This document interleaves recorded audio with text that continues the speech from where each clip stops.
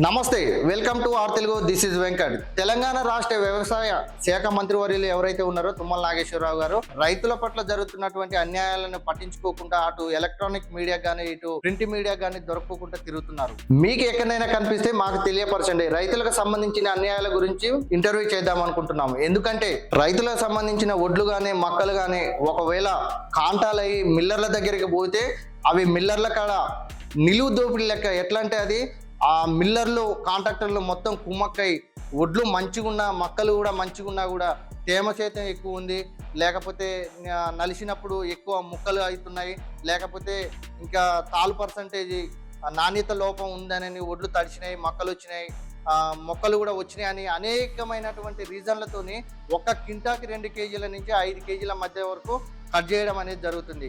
ఇది ఎంతవరకు కరెక్ట్? దీనిపైన ఎందుకు మంత్రి గారు స్పందించట్లేదు?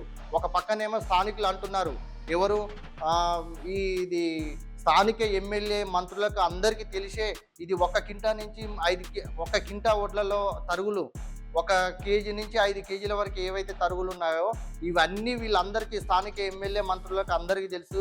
వీళ్ళందరూ అనుకుని అవి కట్ చేస్తున్నారు, వీళ్ళ పర్సనల్ అకౌంట్లకు అమౌంట్ ట్రాన్స్ఫర్ అయ్యిద్ది అనేది జనాలు అంటున్నారు.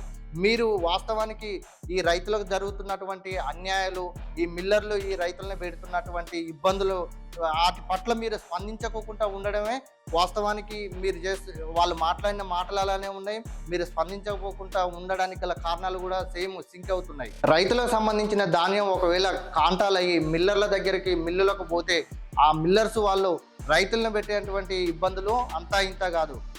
తేమ శాతం తక్కువ ఉందని, ఆ నాణ్యత లోపం ఉందని చెప్పి 1 కింటాకు 1 కేజీ నుంచి 5 కేజీల మధ్యలో కట్ చేస్తున్నారు.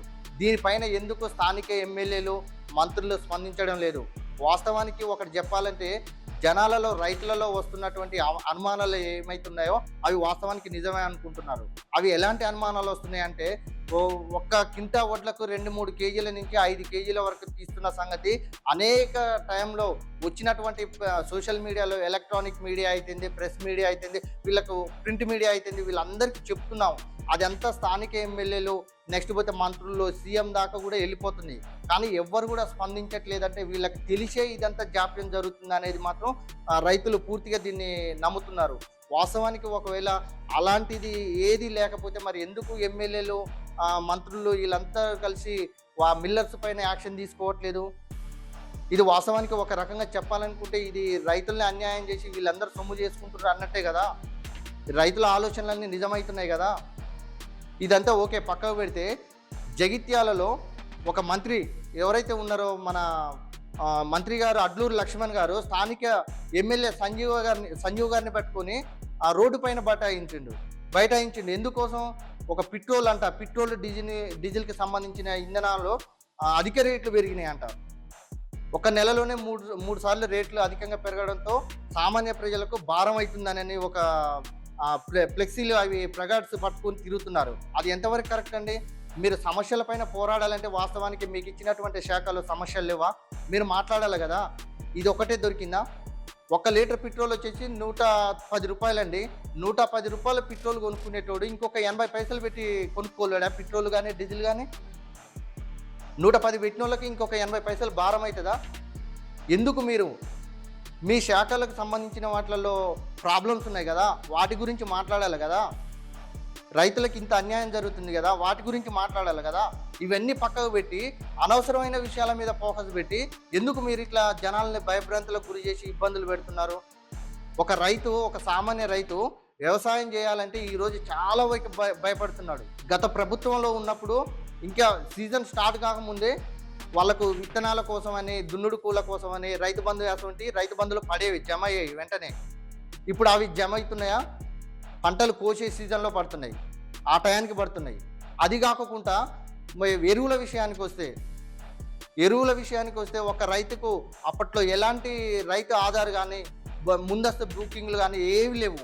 ఇష్టం వచ్చిన రైతు ఇష్టం వచ్చిన దగ్గరికి పోయి గ్రోమర్ సెంటర్లలో కానీ వాళ్ళకి పర్పస్ సంఘాల కాడికి పోయి ఇష్టం వచ్చిన బ్యాగులు తీసుకొచ్చుకొని చల్లుకునేవారు, ఎలాంటి ఇబ్బంది లేకుండా.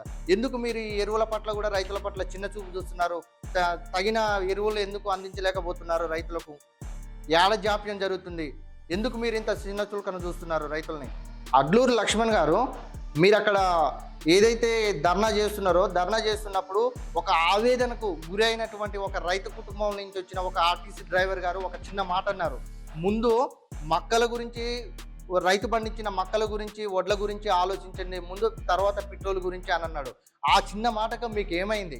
ఎందుకు తనను విధుల్లో నుంచి బహిష్కరించవలసి వచ్చింది? ఇది ఎంతవరకు కరెక్టు? ఈరోజు వాళ్ళని మార్చేస్తారు, రేపు ఇంకొకరు ఏమని అంటే వాళ్ళని కూడా మార్చేస్తారు. అది తప్పు మీది కాదు, పబ్లిక్ తప్పు అసలు. ఎందుకంటే మీ పైన ఎవరైతే వ్యతిరేకంగా మాట్లాడారో వాళ్ళని తక్షణమే జాబ్లోకి వెళ్ళి తీసేయడము, సస్పెండ్ చేయడం ఇలాంటివి చేస్తారు కదా.